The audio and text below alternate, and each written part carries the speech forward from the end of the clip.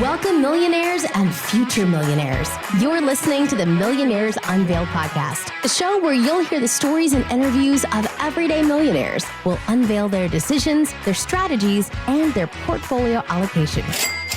Now to your host, Jace Mattinson. Welcome back to another episode of the Millionaires Unveiled podcast. This is episode number 328. So on Monday, in fact, ironically, it was the 13th. That marked our 6-year anniversary, our 6th birthday. Can you believe it, Stace? Happy anniversary. Anniversary, birthday, whatever you want to call it. So yeah, this podcast has been rocking and rolling now for 6 solid years. And I guess what began as a kind of idea on the whim, I think Clark and I had started kind of formulating some of this in the summer of 2017. And for those of you who haven't heard the story, basically what happened was Clark and I finally got in the professional world and had known a little bit how our dads and parents had invested, but not too detailed. But that was it. That was all the exposure that we had. I mean, we took classes in college, we talked to some people, but it was always like, this is only one-dimensional kind of thing. People just didn't really talk about this stuff that much. And we had no idea what other people's portfolios look like. And so, yeah, we thought, hey, why don't we start talking to the people that actually build portfolios and talk to them about how they become millionaires and what their portfolio looks like and turn it into a podcast and see where it goes. And here we are 6 years later.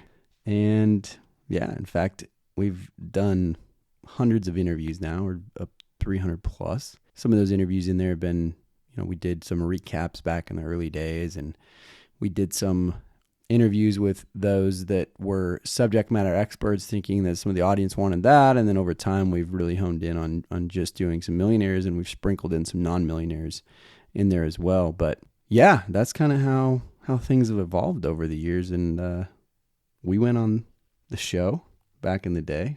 Been a few years together. We went on our own show. Oh, me and you, yes. Yeah. Clark interviewed us, and that was fun.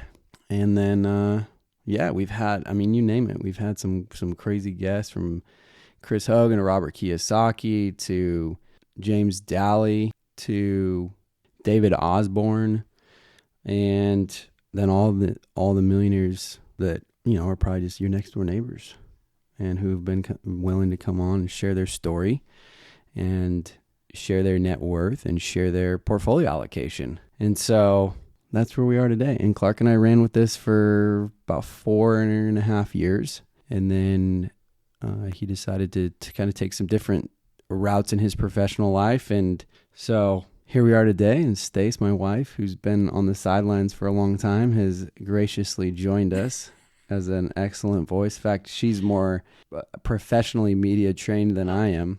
No, I'm very rusty, but it's good. I like Mondays. We have a fun time. Yeah. And so I wanted to throw out some facts and figures. In fact, we just eclipsed, if you pull out our outliers, if you will. We had an episode of 100 Millionaire on episode 100, and then another one on episode 200, and he was actually worth 300 million. In fact, he's probably actually worth about 500 million now. But at any rate, on the time when he came on, he was worth 300. If you take those out, we still have eclipsed $1 billion in total net worth, which is pretty wild. Our average net worth is in the low 3 millions. So you can do the math. We're just barely eclipsed $1 billion. And in fact, average age for most of these millionaires is early 40s that have come on our show. For the time of interview or the time that they became millionaires? For the time that they became a millionaire was early 40s. We've had plenty in their 30s, a few in their 20s, but plenty in their 30s, and quite a few in their 40s and 50s. The representation that we don't have quite as much of, and I wish we had a little bit more, is those in their 60s and 70s, but we're working on that. We've had a few on, but yeah. Well, it's definitely been quite the ride. I actually told Jason that I think we should see if Clark will come back on for the anniversary. But one of these days I'll get him. He just had a new baby. That's true. They have a lot going on. They got a lot going on, but one of these days we'll get him. That's been a goal for for a long time. He was pretty resistant, but we got to get him on the show. We'll get him on. Yeah. We'll figure it out. So this is where my surprise comes in. What? So what you guys may have picked up on, or you may not have, is that I usually come into interviews not knowing what I'm going to be asked. I do know who we're interviewing, so I've got that going for me. But on especially Thursday episodes, we sit down to record, and I have no idea what Jace is going to throw my way. Or on intros, I never know. I'm just a lot better with like a high level plan and just winging it and rolling with it. It works. And not telling me the plan. So anyway, so this is my turn. So I've got some rapid fire questions for you. Well, they could be as rapid fire as you want. You can answer however you'd like. It's your podcast. But I thought it'd be fun to ask you some of these questions. So first, what are some key lessons you've learned through these past 6 years of interviews? Oh man, that's a great one. I go back to probably the single thing that has really helped me probably define my own investment strategy and really kind of, I don't know, uncover what I want to do and accomplish has been this podcast and interviewing all these different millionaires because, you know, the banter that takes place off air, the follow-up emails, the people that I've connected with at, you know, different conferences, everything else has really helped me kind of formulate. And it's not that my strategy is anything new, but for me, it's been brought a lot of clarity in kind of the three-legged stool approach that I take between real estate, market investments in tax protector, tax advantage accounts, and then in small business equity. And for me, that's been probably one of the most key lessons personally. In terms of some of the myths that I think I had as it relates to the podcast or millionaires in general, the podcast has dispelled quite a few of those. One of those that I think is massive in general is that there's no one path. And, you know, I think a lot of us, especially in our generation, got brought up in this culture of like needing to go to college and needing to get an education. And don't get me wrong. I do think education is important. And for a lot of people, college makes sense, but we've had a lot of people that have come on this podcast that have never taken that route and have still found success. So I don't think it's an absolute critical piece as I thought it once was. I think having a skill set, which can be developed, you know, through college in some cases or through, you know, learning in general or on the job training, is extremely important. I think the other lesson that has been pretty critical is understanding that consistency is extremely important. In fact, I have a phrase that I kind of coined. I don't know if I coined it, I guess, but I just have it in my head all the time. And I repeat it frequently that you need to be consistently consistent. And what I mean by that is if you pick something, you stick with it, you don't change it, you see it all the way through. I think our generation in particular, our parents' generation is probably a lot better at this, but we tend to hop around, get a lot of shiny object syndrome, get distracted on social media, you know, get a Robinhood account and start pouring money into, you know, the next NFT or the next crypto or the next this, that. I mean, I know a lot of people that have done stuff like that. And those kinds of things from an investment strategy standpoint or just in life in general can really cause harm in the sense that it takes longer to recover sometimes from those losses, or you get behind somebody else who has built up industry knowledge for a decade or something while you've been trying to figure it out. And there's nothing wrong with trying to figure it out. We've had people that have taken very different paths that way and have taken, you know, years to really find out what they really wanted to do. But those that can start early and figure that out early and can stay, you know, on that path and be consistently consistent tend to have, you know, outsized results for that. I think the other thing too that I've learned in general is that wealth looks very different for very different people. In some cases, it's buying the dream home. In some cases, it's retiring at 35 and living a very simple life. In other cases, it's trying to build a massive business or have a significant amount of, you know, assets, passive income, etc. And I think it's really important for you to find that for yourself. What that really looks like is it not so much a millionaire status of having $1 million net worth, but $1 million lifestyle for you. And in some cases that might, hey, I hit $1 million and I'm going to live on 30, 40 grand a year, but I'm have complete ownership over my time. And in other cases that might be, hey, I need to, build this up higher because I want to do X, Y, or Z, travel the world and spend freely or whatever it might be. I think a lot of times I was focused, and I think a lot of people are focused on getting a certain number. And I think that's important in some respects. And I think it's important to track, because what you don't measure doesn't necessarily get improved. It's an interesting concept to think about, having a millionaire lifestyle, not necessarily having $1 million or being a millionaire on paper. Well, thanks. Thanks for sharing some of those insights. I've got some more questions. Don't worry. You sit tight. But I was doing some math on this. I mean, you've logged a cool well over 300 hours worth of interviewing millionaires, and we did forget to mention thank you to everyone who's come on the show, because without everyone who's come on the show, this doesn't exist. So thank you for that. So you kind of started to share this a little bit, but what, if any, closely held financial beliefs did you previously hold that you've now changed? Yeah, I kind of just shared a little bit of that. I mean, I thought for a long time that $1 million is still a lot of money. And in fact, I went on Doc G's podcast a little while ago and discussed this, that it's still a lot of money. But as we know, inflation and just the cost of living in general has drastically changed that. I still think it's a great financial metric, but that is one thing where, when I was younger, I was like, man, if you just had $1 million, like everybody would be set forever. And I don't think that anymore. I think between inflation and other things, that needle in some respects has moved. Now, $1 million is still a lot of money, and it still does a lot, but it's not what it once was, that's for sure. I think another thing that's been interesting to kind of dispel for myself is you read stuff about, the Forbes 400 or some of the people that are the wealthiest people in the world, and how many of them have real estate or have built a lot of their wealth with real estate. And I don't know if it was because I wasn't exposed to it when I was younger, or, I just didn't know that people pooled their money to invest in syndications to buy apartment complexes or house hacking or all these different things. I think that I think on our podcast, almost 80% have real estate. And that's not something that I would have ever predicted or I did see coming. I mean, now it's normal, but for the longest time, it always seemed weird that there was that many.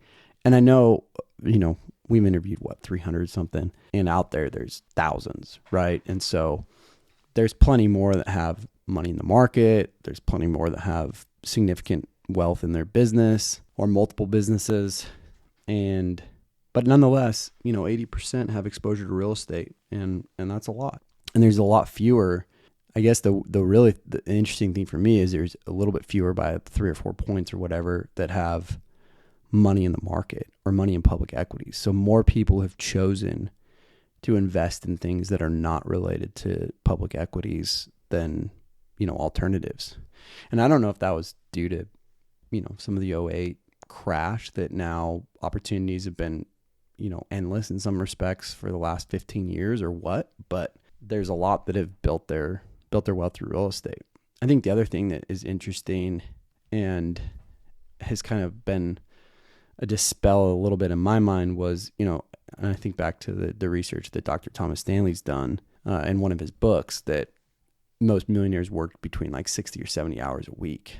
And we haven't asked that question in a while, thinking of rapid fire, but we get a lot of that data in the intake forms and some other things. And we haven't seen that. We've seen that come down actually, closer to 45 or 50. Now, I will put an asterisk by that, because I think people are probably thinking how much they actually work in the office, which has drastically changed because of COVID and some other things culturally that have shifted for us. But nonetheless, we're still connected. People answer emails sometimes all day. So they may still end up working those many hours, but they don't feel like they're working that many hours, which is interesting to me. Well, thank you for shedding some light there. So looking forward, how have your strategies shifted or goals shifted? And I know that there are some of these if you think that they aren't. We just talked about this privately, so I can bring them up if you can't think of them on the spot. Yeah, I mean, the reality is, my ceiling for myself, I guess, in a lot of ways has changed. And part of it is I just want to internally become the best version of myself and do the things that, I have unique talents and abilities to do. And I want to push myself. I've kind of done that most of my life in a lot of respects, I feel like. And to me, a lot of this is a game.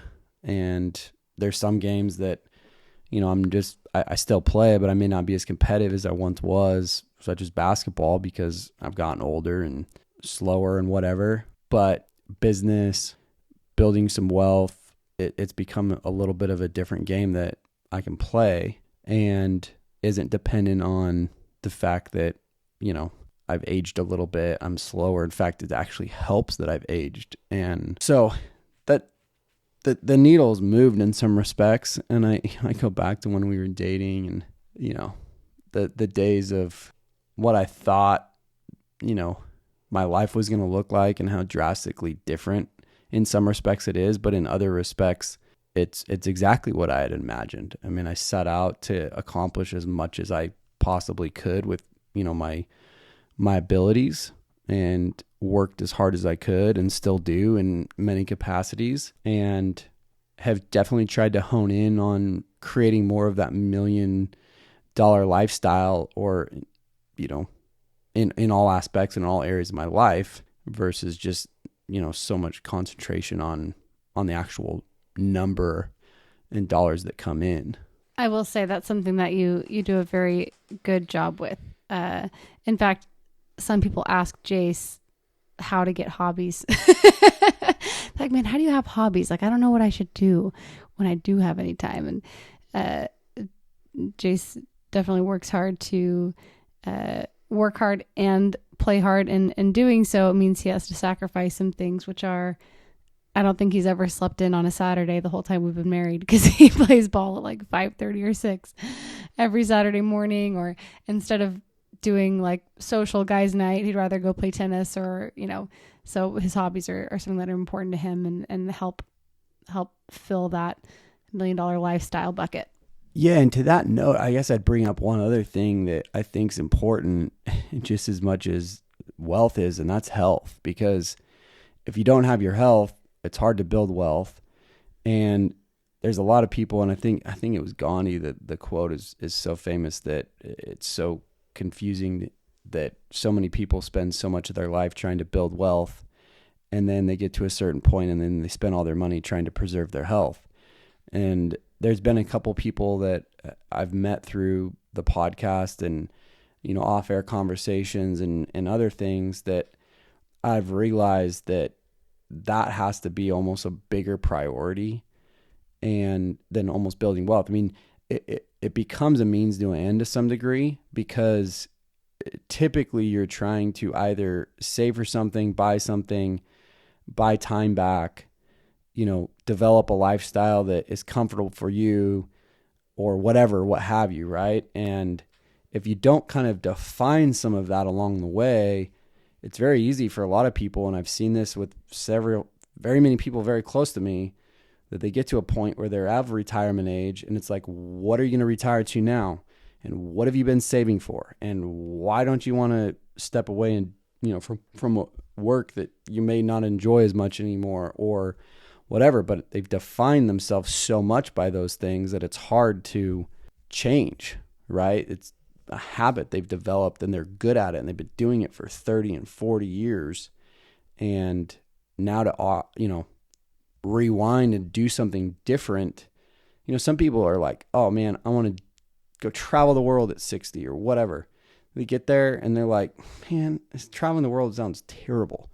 Like, I should have done that in my 30s or whatever, So I think the book, and I brought this up at the show a couple times, Die with Zero, really helped me hone in on all that a little bit more in trying to figure out like what I wanted to accomplish from a physical aspect and a personal aspect at different decades of my life. And I think of my life a lot of times in like 5-year increments and then 10-year increments. And that quite honestly, going back to one of your early questions, like the show has helped me hone in on a lot of that too, in developing some of the things that, you know, I do, that we do to be able to get there, to be able to feel like not only $1 million net worth from a financial standpoint, but even more so. In fact, there's a book that just came out recently that I'm reading right now. It's called The Experiential Billionaire.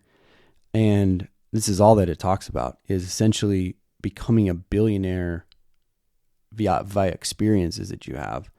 And so I think podcast has really helped me shift my mindset around some of that and making sure that I don't miss out on those opportunities and the things that I want to do in my, you know, each year of my life. And instead of waiting to, you know, what a lot of people traditionally have waited to 50 or 60 or beyond to do. Yeah, that book certainly has played a big role in our kind of family adventure planning. I know some people have thought we're crazy for some of the travel that we do with our kids, and people say, well, you know, your kids aren't going to remember this, but we remember it. And there are some pieces of it that we don't want to remember, like trudging 3 car seats through the airport without a cart plus all of the baggage. But the memories made when we do go places. And I mean, we like to make memories in our backyard, you know, here in the Austin area as well. It doesn't have to be just on a trip. But certainly we want to be able to have some of those experiences with some youth on our side. All right. Last but not least, what's been your favorite episode recorded, or episodes if you can't choose? Because sometimes, you know, there's so many good ones. I know I get asked this a lot, and quite frankly, it's too hard to choose. So many of our guests that have come on have delivered so many amazing pieces of advice. I truly and honestly believe that there is a piece of advice or a nugget that is influential in every single one of the episodes, and in some cases there's multiple things.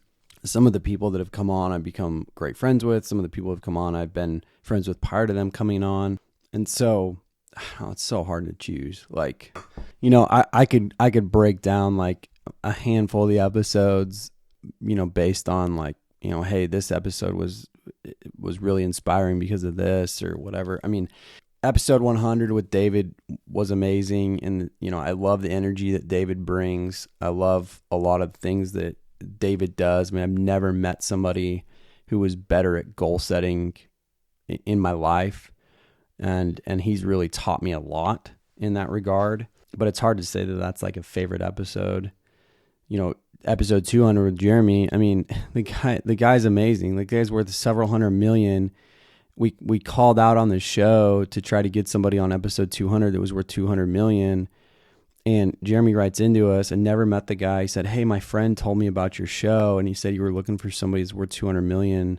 He's like, I'm kind of a little over that, but I'd be willing to come on. It's like, who does that? I mean, the guy was so genuine, and ironically, he moved not too far from me in Austin here, and he's just a great dude, and he was willing to share, you know, and he's just a great entrepreneur. He's got a great company, you know, not what you would typically expect from somebody of that wealth. And he just dropped, you know, bomb after bomb. You know, we've had several episodes of people that have been homeless on the streets and have come up. I mean, those are cool, inspiring. We've had people that worked in, you know, public service, a ton of those. Love those episodes.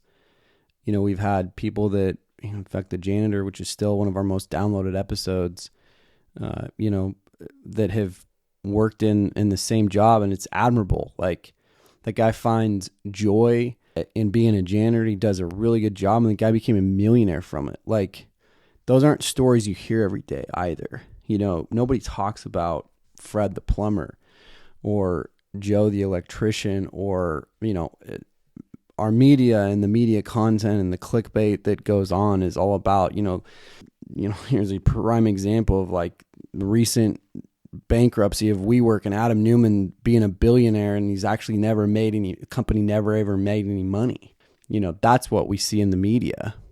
And kudos to him. He's got another company, everything else. I mean, it's just part of how, capitalism works in our country. But to have a guy like the plumber or the janitor or some of these others that, have just stuck with something, been paid, a salary that most would think it would be impossible to become a millionaire on, and they've done it, overcome a lot of odds in a lot of respects with some of them. I mean, those are some of the ones that are very memorable, but I love all the episodes. I love all of our guests. Like, it's pretty amazing to think about that, 6 years ago that we were dumb enough in some respects, or like thinking that people would do this and continue to do it and still continue to do it, because it is a lot. I get it. I mean, we ask the guests to be pretty transparent in their net worth, and give us a portfolio allocation. I mean, that's what the crux of the show is. And we've had plenty of people come on, or over the years, that have wanted to come on and they wouldn't do that. It's like, it doesn't work with what we're trying to do,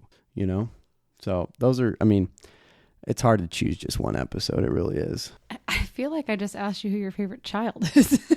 That's what I feel like. And it's like 300 and we're going to have just 5, and I still can't with just 5. So no way I could do with like 300 something. I couldn't figure out the 5, and I realized you're talking about the twins coming. Yeah. They're essentially part of our family. We're trying to name them right now. Yeah. If you have any suggestions, please send them in. Boy, girl, twins.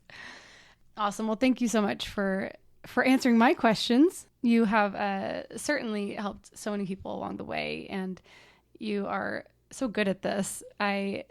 I mean, I come on the show and I have no idea what I'm doing, but you have such good questions, and you're so refined in it.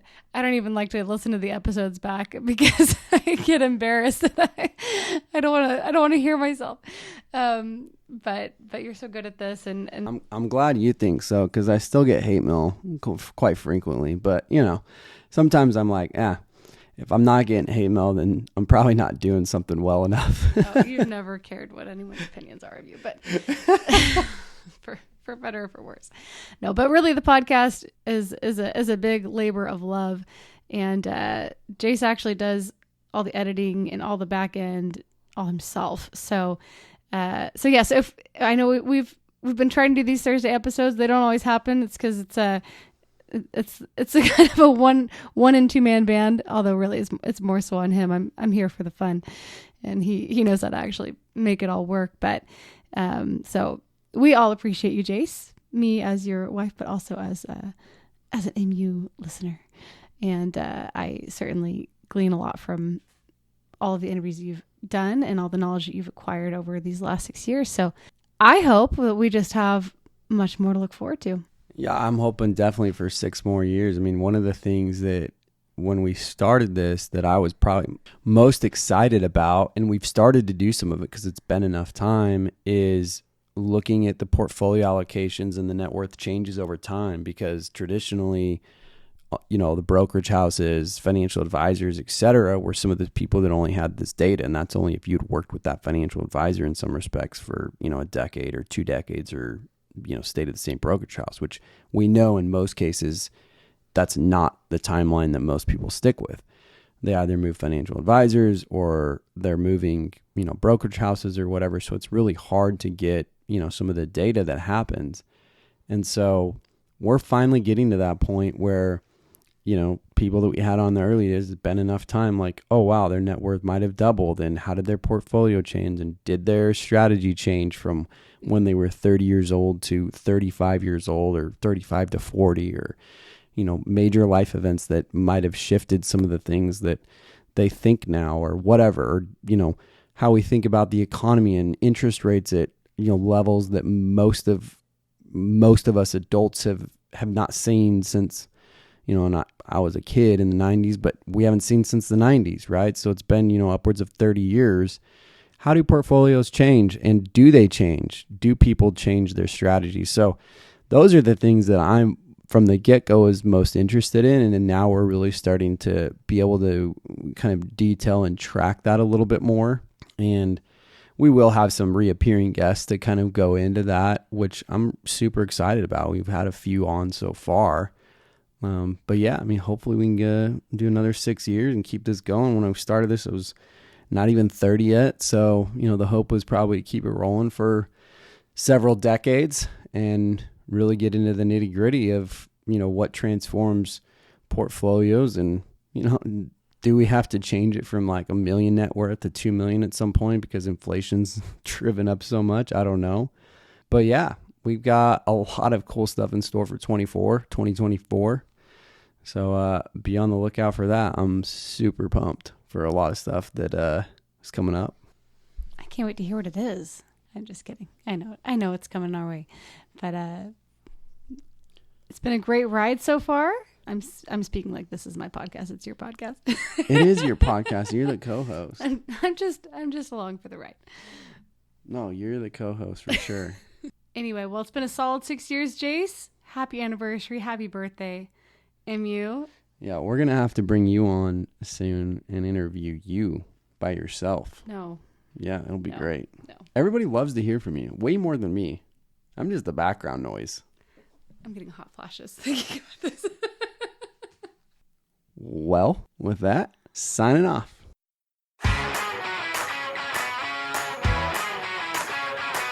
Thanks for listening to the Millionaires Unveiled podcast with Jace Mattinson. For more stories, investment opportunities, and information, check out our website, millionairesunveiled.com. See you next time when you'll hear from another everyday millionaire.